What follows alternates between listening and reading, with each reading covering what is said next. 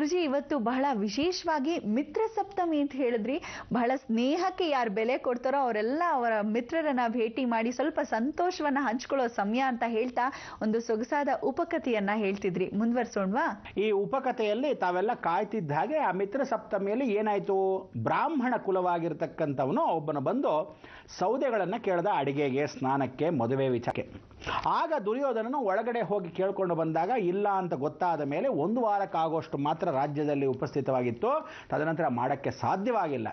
ಎಷ್ಟು ಕೇಳ್ಕೊಂಡ್ರು ತದನಂತರ ಆಗದಿದ್ದ ಪಕ್ಷದಲ್ಲಿ ನಿರಾಸೆಯಾಗಿ ಹೊರಟು ಬಿಡ್ತಾನೆ ಆ ಬ್ರಾಹ್ಮಣ ಎಲ್ಲಿ ಹೋಗಬೇಕು ಅಂತ ಯೋಚನೆ ಮಾಡ್ತಾ ಇದ್ದಾಗ ಪಕ್ಕದಲ್ಲೇ ಇರತಕ್ಕಂಥ ರಾಜಲ್ಲಿ ಅಲ್ಲಿ ಕರ್ಣ ವಾಸಸ್ಥಳ.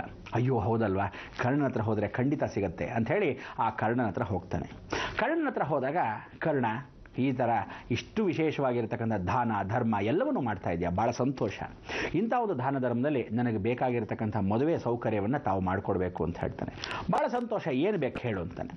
ಅದೇ ರೀತಿಯಾಗಿ ಅವನು ಕೇಳ್ಕೊಂಡ ಹಾಗೆ ನನಗೆ ಸೌದೆಗಳು ಬೇಕು, ಅಡಿಗೆಗೆ ಬೇಕು, ಸ್ನಾನಕ್ಕೆ ಬೇಕು, ಮದುವೆ ವಿಚಾರಕ್ಕೆ ಅಷ್ಟು ಮಾತ್ರ ಸಾಕು ಅಂತ. ಸರಿ ಆಯಿತು, ಬಡಕುಲವಲ್ವ, ಎಷ್ಟು ಬೇಕಾಗತ್ತಪ್ಪ ಅಂತ ಹೇಳಿದಾಗ ಒಂದಿಷ್ಟು ಅಂತ ಮಣನೋ ಎಷ್ಟೋ ಹೇಳಿರ್ತಾನೆ ಆ ಕಾಲದಲ್ಲಿ. ಆ ರೀತಿ ಹೇಳಿದಾಗ ಯಾರಲ್ಲಿ ಹೋಗಿ ನೋಡ್ಕೊಂಬನ್ನಿ ಅಂಥೇಳಿ ಅಡುಗೆ ಮನೆ ಶಾಲೆಗೆ ಹಿಂದ್ಗಡೆ ಇರತಕ್ಕಂಥ ಪರಿವರ್ತನೆಗೆ ಕಳಿಸ್ಕೊಡ್ತಾರೆ. ಆಗ ಪರಿವರ್ತನಾಚಾರ್ಯರು ಅಲ್ಲಿ ಪ್ರಕೃತಿಯ ನಿಯಮವನ್ನು ನೋಡ್ತಾರೆ. ಅಲ್ಲೂ ಅಷ್ಟೇ 3 ದಿನಕ್ಕೆ ಮಾತ್ರವಾಗುವಷ್ಟು. ದುರ್ಯೋಧನ ಸ್ಥಾನದಲ್ಲಿ 1 ವಾರಕ್ಕಿತ್ತು, ಇಲ್ಲೇ ಬರೀ 3 ದಿನಕ್ಕೆ ಆಗುವಷ್ಟು ಮಾತ್ರ ಸೌದೆಗಳಿತ್ತು. ಆಗ ಇವನೇನು ಮಾಡ್ತಾನೆ, ಹೊರಭಾಗದಲ್ಲಿ ಬಂದು ಹೇಳ್ತಾನೆ, ನೋಡಿ ಯಾವ ಕಾಲಕ್ಕೂ ನಿಮಗೆ ಬೇಕಾದಷ್ಟು ಇರಲಿಲ್ಲ, ಬೇರೆ ಏನಾದರೂ ಸೌಕರ್ಯಗಳು ಬೇಕಾದರೆ ಹೇಳಿ, ನಾನು ಖಂಡಿತ ಮಾಡಿಕೊಡ್ತೀನಿ. ಎಲ್ಲಾದರೂ ತರಿಸ್ಬೇಕಾ ಅಂತ. ಇಲ್ಲ ಪ್ರಭು, ನಾಳಿದ್ದೇ ಮದುವೆ, ನನಗೆ ಖಂಡಿತವಾಗ್ಲೂ ಇವತ್ತೇ ಬೇಕು. ಎಲ್ಲ ವಧುವರರು ಬರ್ತಾ ಇದ್ದಾರೆ, ಅವರಿಗೆಲ್ಲ ಉಪಚಾರವನ್ನು ಮಾಡಬೇಕು. ನನ್ನ ಕೈಲಿ ಆದಷ್ಟು ಮಟ್ಟಿಗೆ ಎಲ್ಲ ಪ್ರಯತ್ನನೂ ಸಿದ್ಧತೆ ಪಡಿಸ್ಕೊಂಡಿದ್ದೀನಿ, ಆದರೆ ಸೌದೆಗಳು ಮಾತ್ರ ಅಣಿ ಮಾಡೋಕ್ಕಾಗಿಲ್ಲ, ದಯವಿಟ್ಟು ಕಾಪಾಡಬೇಕು ತಾವೇನೆ ಅಂತ ಹೇಳ್ತಾನೆ. ಇದನ್ನು ನೋಡಿ ಕರ್ಣ, ಬನ್ನಿ ಇಲ್ಲಿ, ಯಾರಲ್ಲಿ ಅಂತ ಮತ್ತೆ ಕರೀತಾನೆ. ನಿಮಗೆಲ್ಲ ಆಶ್ಚರ್ಯವಾಗಿರಬೇಕಲ್ಲ, ಮತ್ತೆ ಯಾಕೆ ಕರೆದ ಅಂತ. ಅವನೇನು ಮಾಡ್ತಾನೆ, ರಾಜ್ಯದಲ್ಲಿರ್ತಕ್ಕಂಥ ಜನಗಳನ್ನ, ಇಲ್ಲಿರ್ತಕ್ಕಂಥ ಸುಭಿಕ್ಷವಾಗಿ ಇಲ್ಲಿರ್ತಕ್ಕಂಥ ಮಹಾರಾಣಿಯರು, ಸೈನಿಕರು ಎಲ್ಲರನ್ನೂ ಹೊರಭಾಗದಲ್ಲಿ ಕರ್ಕೊಂಬನ್ನಿ ಅಂತಾನೆ. ಏನಕ್ಕೆ ಅಂತಾರೆ, ಹೊರಗಡೆ ಎಲ್ಲರೂ ಅಂತ. ಎಲ್ಲರೂ ಒಳಭಾಗದಲ್ಲಿರ್ತಕ್ಕಂಥ ಅರಮನೆಯಿಂದ ಎಲ್ಲರೂ ಆಚೆ ಬರ್ತಾರೆ. ಎಲ್ಲ ಆನೆಗಳನ್ನ ಕರೆಸಿ ಅಂತಾನೆ, ಆನೆಗಳನ್ನ ಕರೆಸ್ತಾನೆ. ಸೈನಿಕರನ್ನೆಲ್ಲ ಮೊಚ್ಚ ತಗೊಂಬನ್ನಿ ಅಂತಾನೆ, ಕರ್ಕೊಂಬರ್ತಾನೆ. ಇಂಥ ಒಂದು ಕರ್ಣ ನಿಜವಾದ ಕರ್ಣ ಅನ್ನೋದಕ್ಕೆ ಸಾರ್ಥಕತೆ. ಏನು ಮಾಡ್ತಾನೆ ಅಂದರೆ, ಆನೆಗಳ ಕೈಯಲ್ಲಿ ಅರಮನೆಯನ್ನು ಮುರಿದಾಕಿ ಅಂತಾನೆ. ಎಲ್ಲ ಇಡೀ ಅರಮನೆಯನ್ನು ಸೈನಿಕರೆಲ್ಲ ನೋಡ್ತಾರೆ, ಯಾಕೆ ಹಿಂಗೆ ಮುರಿದಾಕ್ತೀರಂತೆ. ಎಲ್ಲ ಮುರಿಸ್ತಾನೆ.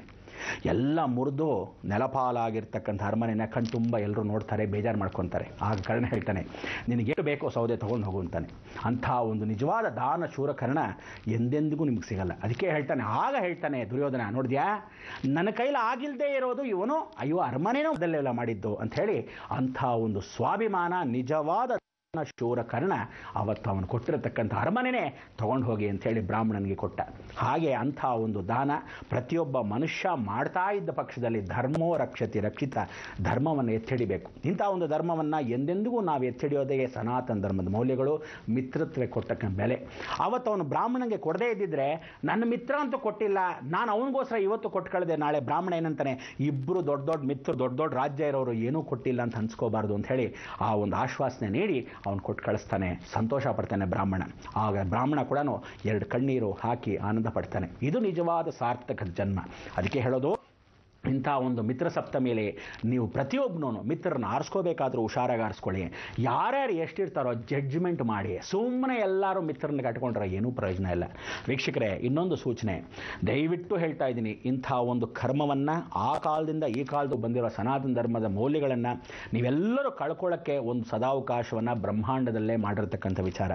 ದಯವಿಟ್ಟು ಎಲ್ಲರೂ ಅತಿ ಶೀಘ್ರದಲ್ಲಿ, ಇನ್ನೇನು ಜನವರಿ 30-31ನೇ ತಾರೀಕು ಬಂದೇ ಬಿಡ್ತು, ನೀವೆಲ್ಲ ಅತಿ ಶೀಘ್ರದಲ್ಲಿ ಅರ್ಧ ಮೀಟರ್ ಬಟ್ಟೆಯಲ್ಲಿ ಕಾಲ್ ಕೆಜಿ ಪ್ರತಿಯೊಬ್ಬ ಮನುಷ್ಯನಿಗೂ ಅವನವನ ಕರ್ಮಾನುಸಾರವಾಗಿ ಬೆಳ್ಳಿ ರೇಕು, ಪಂಚಲೋಹ ಮತ್ತು ವಿಶೇಷವಾಗಿ ಲಾವಂಚ, ಸಮಿತ್ತು ಅಂದರೆ ಬನ್ನಿಯ ಸಮಿತನ್ನು ಹಾಕಿ ಆ ಕರ್ಮಗಂಟನ್ನು, ನಿಮ್ಮ ಕರ್ಮಗಂಟನ್ನು ಅತಿ ಶೀಘ್ರದಲ್ಲಿ ಕಟ್ಟಿಡಕ್ಕೆ ಏನು ಮಾಡಬೇಕು, ಸಂಪೂರ್ಣ ವರಮಹಾಲ ಮಹಾಸಂಸ್ಥಾನಕ್ಕೆ ಬಂದು ವಿಶೇಷವಾಗಿ ರಸೀದಿಗಳನ್ನು ಪಡೆದು ನೀವುಗಳ ಕರ್ಮಗಂಟನ್ನು ಕಟ್ಟಿರೋದು ಶಿವರಾತ್ರಿ ಎಂದು 20ನೇ ತಾರೀಕು ಸೋಮವಾರವೇ ಬಿದ್ದು ಶನೇಶ್ವರನ ಜಯಂತಿ ಎಂದು ಬಂದು ನಿಮ್ಮ ಕರ್ಮವನ್ನು ಕಳ್ಕೊಳ್ಳೋಕ್ಕೆ ಸದಾವಕಾಶವನ್ನು ಇಡೀ ಬ್ರಹ್ಮಾಂಡ ಲೋಕದಲ್ಲಿ ಹಿಮಾಲಯದಿಂದ ಬಂದಿರತಕ್ಕಂಥ ದೈವಾಜ್ಞಕ್ಕೆ ನಾನು ಪರಿಪೂರ್ಣವಾಗಿ ಕರೆಗೆಟ್ಟು ಹೋಗಡ್ತಿದ್ದೀನಿ.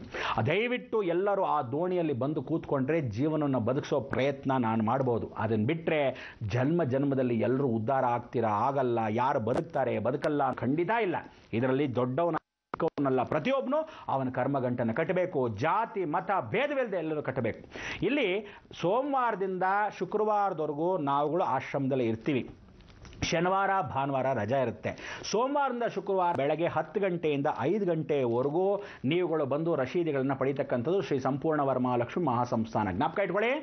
ಎಲ್ಲಿರ್ತಕ್ಕಂಥ ಈ ಸಂಸ್ಥಾನಕ್ಕೆ 10 ಗಂಟೆಯಿಂದ 5 ಗಂಟೆವರೆಗೂ ಫೋನ್ ನಂಬರ್ಸ್ ಬರ್ಕೊಳ್ಳಿ. 08022748669 08022748669 ಈ ಕರೆಗಳನ್ನು ಮಾಡಬೇಕಾದ ವಿಚಾರ ಏನು? ವಿಚಾರ ತಿಳ್ಕೊಳ್ಳೋದು. ಸುಮ್ಮನೆ ಹಲೋ ಅಂದ್ಬಿಟ್ಟು ತಿಳ್ಕೊಳ್ಳೋದಲ್ಲ, ಗುರುಗಳಿದ್ದಾರಾ ಅಂತ ಹೇಳೋದಲ್ಲ. ನಾನಲ್ಲಿ ಕೂತಿದ್ರೂ ಸಹ ನೀವುಗಳು ಎಲ್ಲರ ಕಷ್ಟಗಳನ್ನ ಪರಿಹಾರ ಮಾಡೋಕ್ಕೋಸ್ಕರನೇ ಆ ಕರ್ಮಗಂಟನ್ನು ಕಟ್ಟಕ್ಕೆ ರಸೀದಿಗಳನ್ನ ಪಡಿಬೇಕು.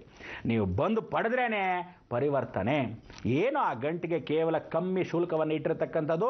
ಜನವರಿ 30-31ನೇ ತಾರೀಕು ಒಳಗೆ ನೀವೆಲ್ಲ ಗಂಟುಗಳು ಕಟ್ಟಕ್ಕೆ ಆದಷ್ಟು ಶೀಘ್ರದಲ್ಲಿ ಊರೂರಿಂದ ದಕ್ಷಿಣದಿಂದ ಯಾವ್ಯಾವ ಡಿಸ್ಟ್ರಿಕ್ಟ್ ಇದೆಯೋ ಎಲ್ಲರೂ ಬರ್ತಕ್ಕಂಥದ್ದು. ಆಮೇಲೆ ಎಲ್ಲಿ ಬರಬೇಕು ಅಂದರೆ ನೈಸ್ ರೋಡ್ ಹತ್ರ Magadi main road, nice road ಹತ್ರ ಮಾಗಡಿ ಮೇನ್ ರೋಡ್ ಮುಖ್ಯ ರಸ್ತೆ, ಚಿಕ್ಕ ಗೊಲ್ಲರಹಟ್ಟಿ ಎರಡಿದೆ. ದೊಡ್ಡ ಗೊಲ್ಲರಹಟ್ಟಿ, ಚಿಕ್ಕ ಗೊಲ್ಲರಹಟ್ಟಿ ಇದೆ. ನೀವು ಚಿಕ್ಕ ಗೊಲ್ಲರಹಟ್ಟಿ ಹತ್ರ ಬಂದಾಗ ಮಾಚೋಳಿಗೆ ಮೊದಲು ಅಲ್ಲಿ ನಿಜವಾದ ಸಂಗತಿ ಇರತಕ್ಕಂಥ ಆಶ್ರಮದ ನಿವಾಸನ ಸ್ಥಳ. ಅಲ್ಲಿ ಸಂಪೂರ್ಣ ವರಮಹಾಲಕ್ಷ್ಮಿ ಮಹಾಸಂಸ್ಥಾನದ ಬೋರ್ಡ್ ಹಾಕಿದೆ.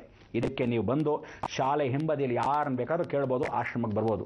ಎಲ್ಲರೂ ಹೇಳ್ತಾ ಇದ್ದೀನಿ, ಸುಮ್ಮನೆ ಬರೋದು ಹೋಗೋದು ಅಲ್ಲ. ಪ್ರತಿಯೊಬ್ಬರು ಬೇಗ ಬರಬೇಕು. ಅತಿ ಶೀಘ್ರದಲ್ಲಿ ನಿಮ್ಮ ಕಾರ್ಯ ನಿವಾರಣೆ ಮಾಡ್ಕೋಬೇಕು, ಕರ್ಮಗಳನ್ನು ಕಳ್ಕೋಬೇಕು. ಹೀಗೆ ಜೀವನದಲ್ಲಿ ಯಾರ್ಯಾರು ಹೇಗೆ ಆಗುತ್ತಾರೆ, ಕೃಷ್ಣ ಪರಮಾತ್ಮನ ಯಾವತ್ತೂ ಸ್ವಾಗತ ಮಾಡಬೇಕು.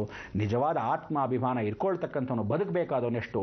ಧರ್ಮ ಚೈತನ್ಯ ಯಾತ್ರೆಯಲ್ಲಿ ಹೇಳಿರ್ತಕ್ಕಂಥ ದೀಪೋತ್ಸವದಿಂದ ಇವತ್ತಿನ ದಿವಸ ಎಷ್ಟು ಕಡೆ ವಿದ್ಯುತ್ ಹೋಗ್ತಾ ಇದ್ರು, ಎಷ್ಟೋ ಕಡೆ ಉಳಿಸ್ತಕ್ಕಂಥ ಅವಕಾಶ ನಾವು ಮಾಡಿರೋ ಧರ್ಮ ನಮ್ಮನ್ನು ಕಾಪಾಡ್ತಾ ಇದೆ. ಹಾಗೆ ಮಾರ್ಚ್ವರೆಗೂ ಆ ಕರೆಂಟು, ವಿದ್ಯುತ್ತು, ವಿಕಾಸ ವಿಪೋಕವಾಗಿರ್ತಕ್ಕಂಥ ಪ್ರಕೃತಿ ಪ್ರಳಯ ರುದ್ರ ಶನೇಶ್ವರ ಮಹಾಯಾಗದಲ್ಲಿ ಶನೇಶ್ವರನ ಕರ್ಮಗಳನ್ನು ನಾವು ಕಳ್ಕೊಳ್ಳದೆ ಇದ್ರೆ ನಿಜವಾಗ್ಲೂ ಯಾವ ರುದ್ರನೂ ಬಂದು ನಿಮ್ಮನ್ನು ಕಾಪಾಡಲ್ಲ. ಹುಷಾರ್, ಜಾಗ್ರತೆ ಅಂತ ಹೇಳ್ತಾ ಇನ್ನಷ್ಟು ವಿಚಾರ ಮಾತಾಡೋಣ ಸಂಸ್ಕಾರದಲ್ಲಿ.